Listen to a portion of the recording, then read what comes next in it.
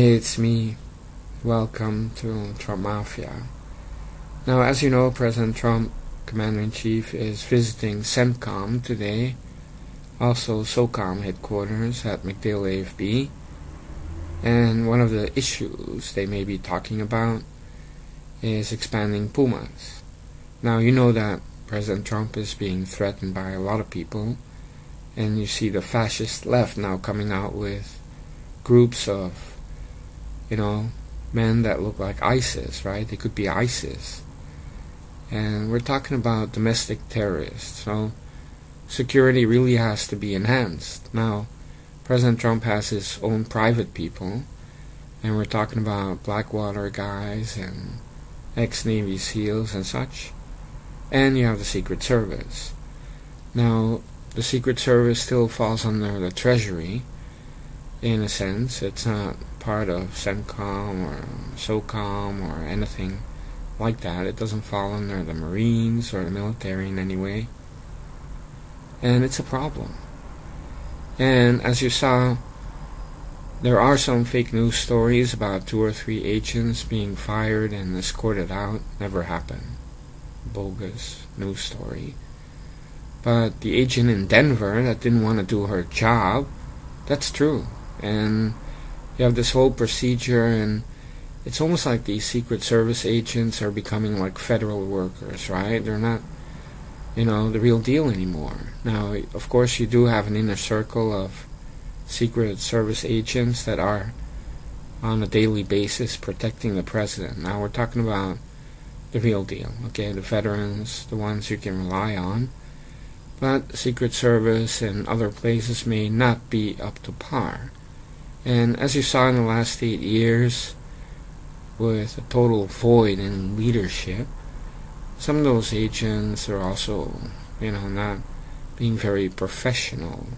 And it's a concern. It's a real concern when you have these domestic terrorists, you have ISIS people, you have countries around the world, the EU, and, some nefarious people that really want to get rid of President Trump. And so his security has to be enhanced by Pumas. And I'm talking about in a very visual way so that it also acts as a deterrent. Now, you saw from the inauguration parade that you have Secret Service agents with fake arms and whatnot, because underneath they have Uzis at the ready, right? So the reaction time is much quicker. And it's human nature. I mean, for people to see a parade and then all these agents with Uzis at the ready, you don't want to see that, right? It makes people feel uncomfortable. So they have to do this whole stuff with the fake arms and whatnot. But if you have Marines there, Pumas, then they can be holding machine guns at the ready and nobody would really care that much. Because, again, it's human nature. You see civilians with Uzis at the ready, even if they're Secret Service agents, you feel uncomfortable. I mean, I don't, but many people do. And it just doesn't look good, right? But if you have Marines there, people expect Marines to be armed with rifles or machine guns or whatnot. So it wouldn't be out of place. It would really fit.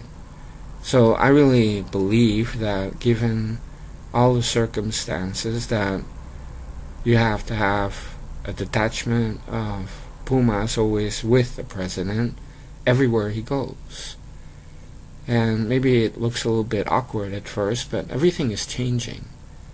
It's a dangerous world, and you do have many threats. And at the same time, it serves as a deterrent. So people can see it, and if they had any plans, then they would think twice. And that includes maybe some rogue people in the CIA or even in the Secret Service. You just never know. And so, in the same way that President Trump has 3 senior advisors in the White House instead of 1, they kind of, complement each other, or they keep an eye on each other. In the same way, President Trump can use the Secret Service, his own personal people, and then the Pumas, so that he's always protected in some way.